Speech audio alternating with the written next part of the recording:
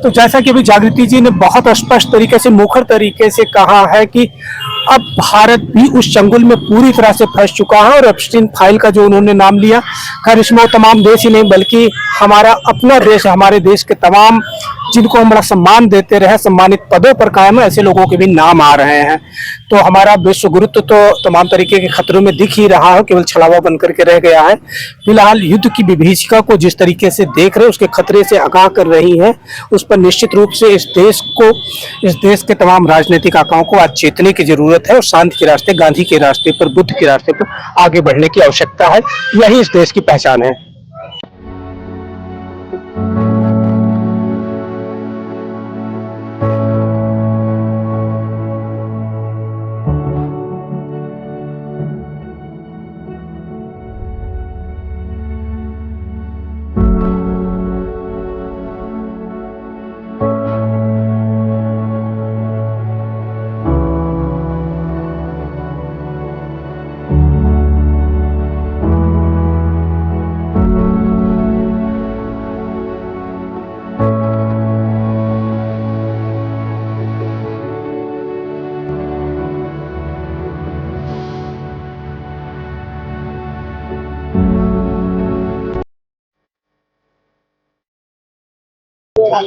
नमस्कार, आप देख रहे हैं साचिया सच की आवाज। इस समय हम वाराणसी के कचहरी प्रांगण स्थित अंबेडकर पार्क में हैं। आज यहाँ पर नागरिक समाज के तमाम लोग शांति के पक्ष में उपवास पर बैठे हुए हैं। जैसा कि पूरी दुनिया देख रही है कि एक साम्राज्यवादी युद्ध जो ईरान पर थोप दिया गया है, जहाँ ईरान के तमाम बच्चे बच्चियों का भी कत्ल किया जा रहा है, उसके खिलाफ शांति के चाहने वाले आज उपवास पर बैठे हुए हैं।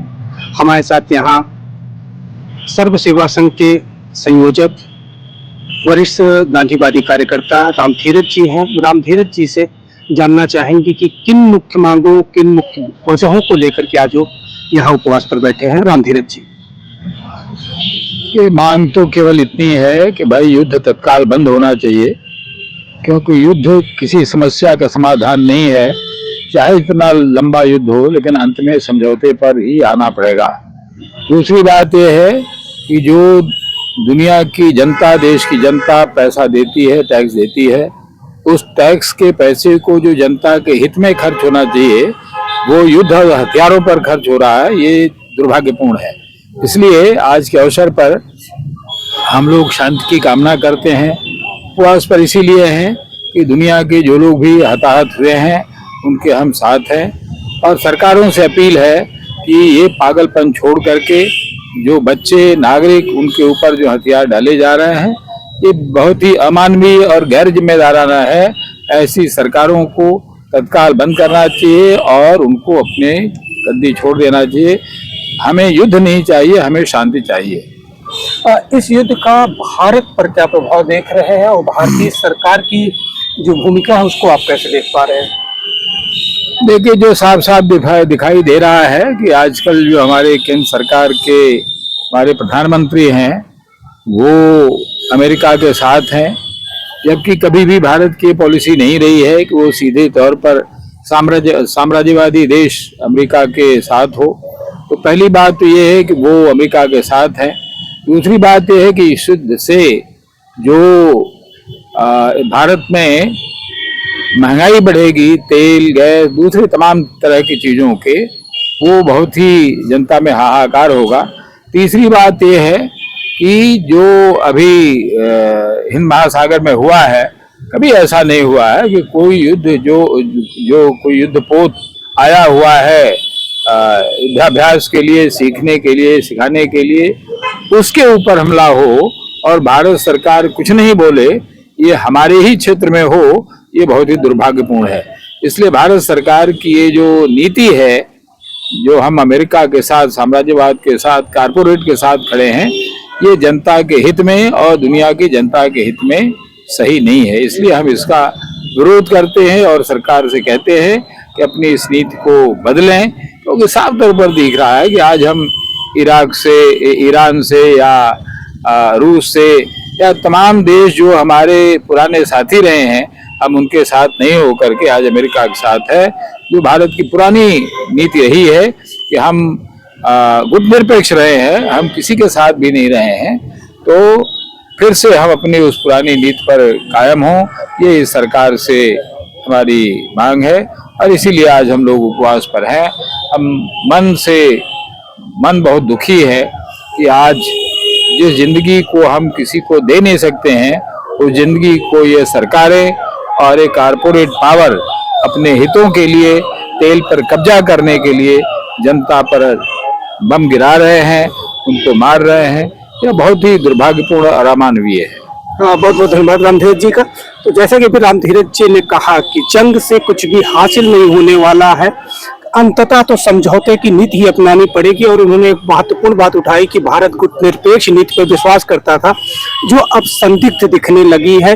कहीं न कहीं साम्राज्यवादी ताकतों का पिछलग्गू बना हुआ देश भारत भी दिख रहा है। हमारे साथ सामाजिक कार्यकर्ता, गांधीवादी कार्यकर्ता जागृति राही जी है। जागृति जी, कैसे देख पा रहे हैं इस युद्ध को?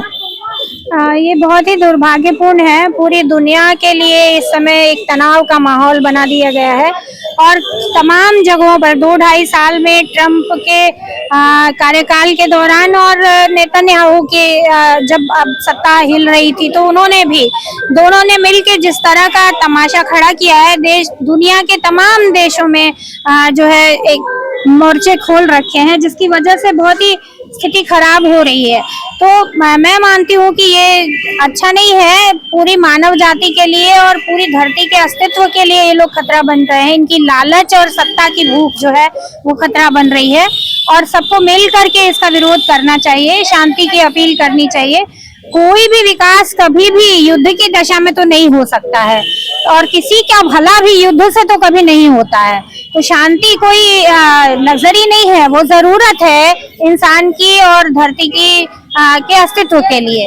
और हम सब यहाँ पे बुद्ध और गांधी और महावीर के जमीन पे बैठे हैं, अंबेडकर साहब की मूर्ति के नीचे, तो इसलिए बैठे हैं कि हम मानते हैं कि ये देश का नीति रहा है हमेशा से अहिंसा, गुटनिरपेक्षता। नेहरू ने हमेशा हमारी विदेश नीति को जो दिशा दी थी, उस पर से कभी कोई प्रधानमंत्री नहीं हटा और न हटने की जरूरत थी। दुनिया को जरूरत युद्ध और उन्माद में जीने वालों की नहीं है, शांति की बात करने वालों की, और हमारा देश उसी के लिए जाना जाता था। और तमाम छोटे छोटे देश और तमाम दुनिया के देश हमारे साथ खड़े होते थे।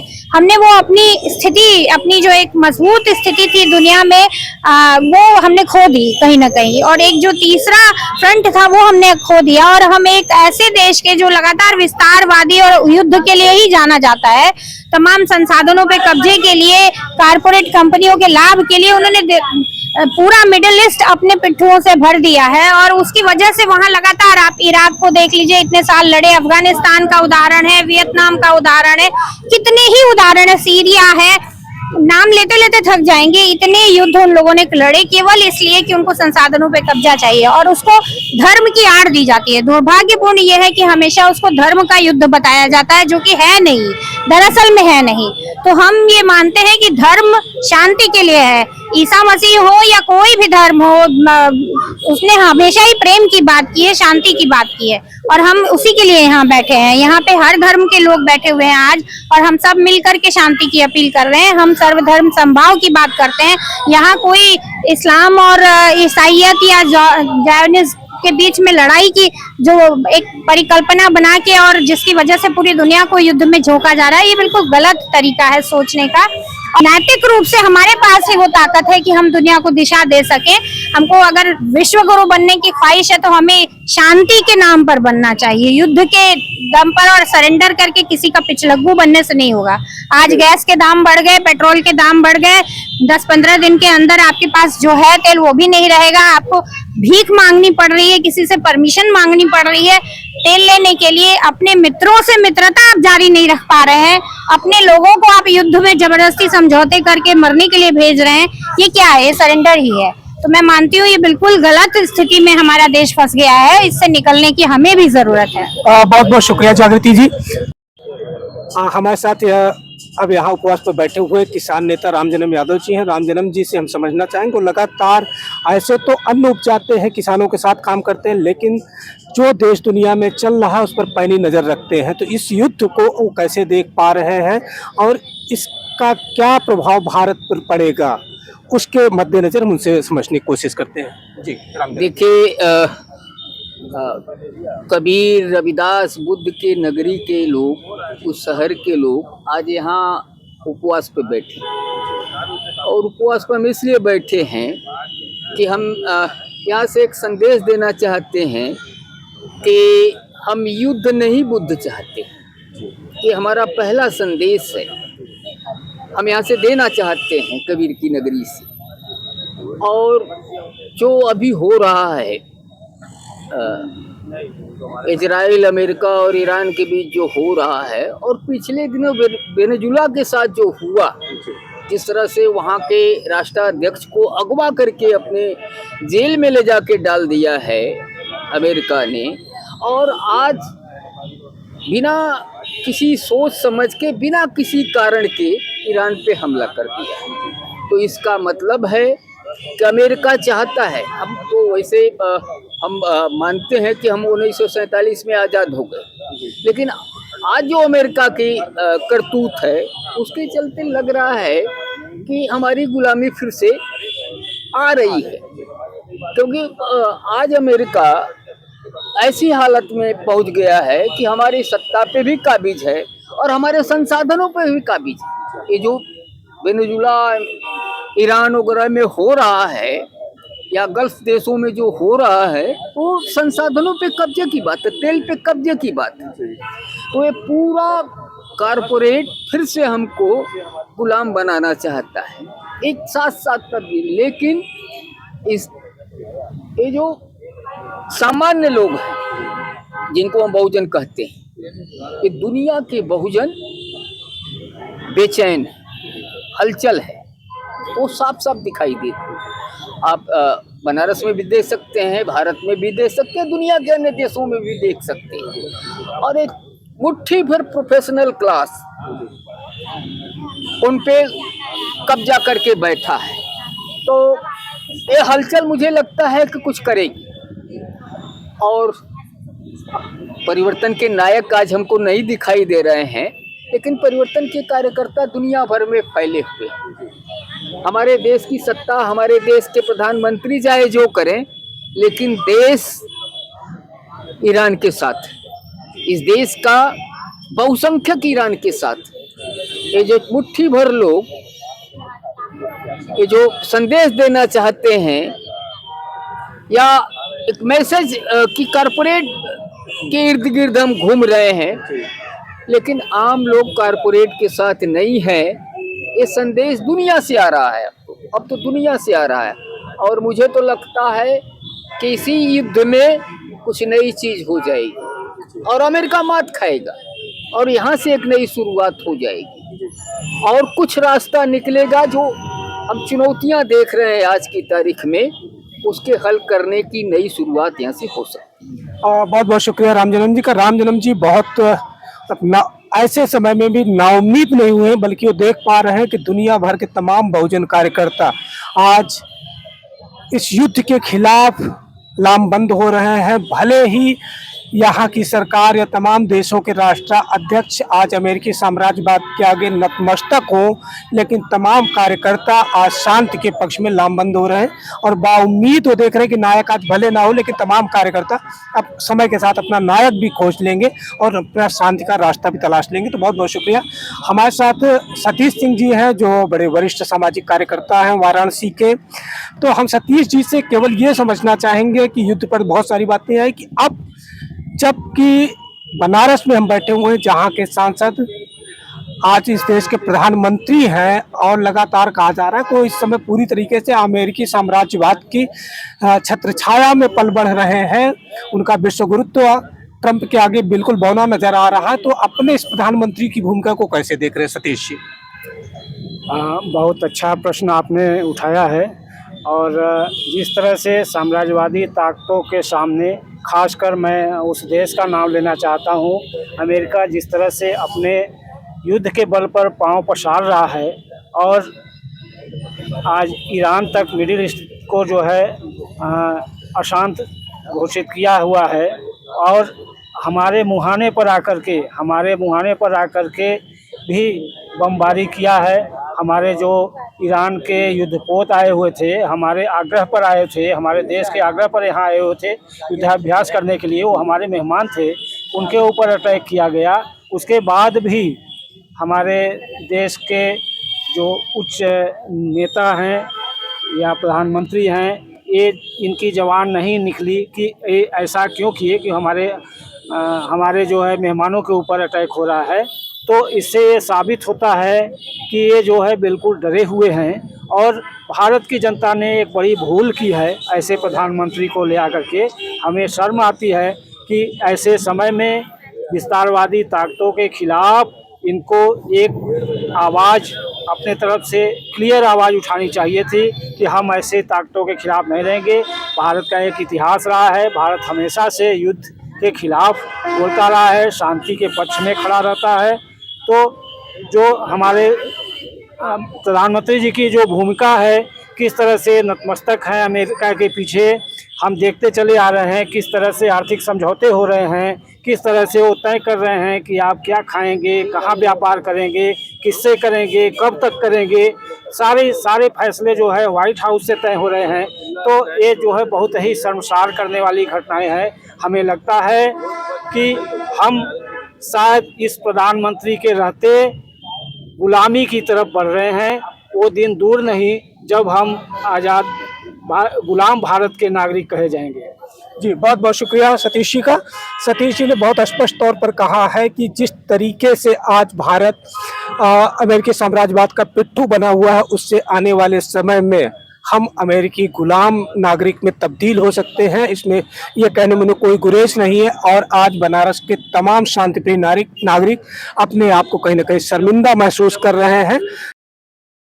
आज यहाँ इस उपवास में सिर्फ किसी एक धर्म के लोग नहीं बैठे हुए हैं, कोई ये धार्मिक संघर्ष नहीं है, बल्कि यहाँ पर जो तमाम सद्भावना के अग्रदूत हैं वो सब बैठे हुए हैं, हिंदू, मुस्लिम, सिख, ईसाई।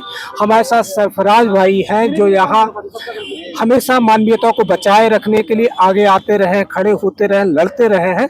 तो सरफराज जी, इस युद्ध को आप कैसे देख पा रहे हैं और उसमें अपने देश की भूमिका को कैसे देख रहे हैं? दो सवाल एक ही साथ। जी, चलिए देखिए, पहले तो युद्ध को कैसे देख रहे हैं। युद्ध का कोई औचित्य हुआ तो होता है, यहाँ बगैर किसी औचित्य के युद्ध थोपा गया है। तो बर्बरता या सनकपन के अलावे कुछ नहीं है। और दुनिया जितना जल्दी समझ लेगी इसको, उतना ही दुनिया के हित में अच्छा होगा और दुनिया शांति के राह पे आ जाएगी, पहली बात। और हमारी देश की जो नीति आज दिखाई दे रही है, ऐसा पहले कभी नहीं होता इतिहास में, हमारे देश के इतिहास में ऐसा कभी नहीं हुआ। या तो हम तटस्थ रहे हैं और या फिर सच के साथ रहे। हम न सच के साथ हैं न तटस्थ हैं, दोनों नहीं। बल्कि जो जुल्म कर रहा है, जो जुल्म ढा रहा है, उनका साथ खड़े हैं, बिल्कुल खुल्लम खुल्ला, कोई ढपी हुई बात नहीं है। ये बड़ा चिंताजनक पहलू है और इसमें हर भारतीय को चिंतित होना चाहिए कि हमारा देश कैसा था और आज कहाँ पहुँच गया और क्या ये हमको अब आगे कहाँ लेके जाएगा। तो इंसानियत बची रहेगी, मानवता बची रहेगी, तो सब लोग सुख शांति से रहेंगे। और यही ख़त्म हो जाएगी तो न सुख मिलेगी न शांति मिलेगी, और फिर पता नहीं कहाँ कहाँ क्या क्या हासिल होगा, और ऊपर वाला जाने। जैसा कि भी सरफराज जी ने एक बहुत महत्वपूर्ण बात कही कि भारत इससे पहले या तो तटस्थ रहता था या सच के साथ खड़ा होता था, लेकिन वो विडंबना जता रहे हैं कि इस समय ये देश न सच के साथ खड़ा है न तटस्थ है इसकी भूमिका, बल्कि ये उन अपराधियों के साथ खड़ा देख पा रहे हैं जो हिंसा को लगातार बढ़ावा दे रहे हैं, जबकि ये देश शांति के पक्ष में हमेशा खड़ा होता दिखा। बहुत बहुत धन्यवाद सरफराज जी। तो ये देख सकते हैं हमारे तमाम दर्शक कि किस तरीके से काली पट्टी उन लोगों को अपनी जुबान पे लगानी पड़ी है जो शांति के पक्ष में हमेशा मुखर रहे हैं। ये बहुत दुर्भाग्यपूर्ण समय है इस देश के लिए भी कि जब दुनिया का एक बड़ा हिस्सा युद्ध में झोंका जा चुका है, तो भारत की भूमिका बहुत स्पष्ट नहीं हो रही है, केवल वो छद्म तौर पर देखी जा रही है, जो सच और शांति के पक्ष में नहीं दिख रही। तो हम फादर आनंद से समझना चाहेंगे कि वो इस युद्ध को कैसे देख पा रहे हैं। जी, बहुत बहुत धन्यवाद सांचिया सच की आवाज़ चैनल को कि आज के इस प्रार्थना यज्ञ में, उपवास में आप हमारा सहयोग दे रहे हैं सब साथ में। ये बहुत ही त्रासदीपूर्ण परिस्थिति है इस समय। युद्ध दुनिया की शुरुआत से ही शायद युद्ध रहा है, लेकिन वर्तमान युग में युद्ध होगा तो इसका दुष्परिणाम बहुत ही बुरा है, हम सभी जानते हैं। पहले लोग तलवार लेके लड़ते थे या बंदूक लेके लड़ते थे, अब मिसाइल और ये तमाम चीज़ों से जो लड़ाई हो रही है, उससे मैं एक पर्यावरणविद आदमी हूँ, मैं सोचता हूँ पर्यावरण के लिए बहुत ही नुकसान है। हमारी जो प्रकृति है उसको नुकसान है। जो प्रकृति में इतना ज़्यादा प्रदूषण बढ़ेगा और लाशें बिछ रही है। सोचिए ईरान में, शायद तेहरान शहर के एक विद्यालय में 186 बच्चियों की हत्या की गई। नरसंहार ये बढ़ता जा रहा है। और एक गांधी हॉस्पिटल, गांधी के नाम पर ईरान में एक अस्पताल बनाया गया, उस हॉस्पिटल पर बमबारी की गई।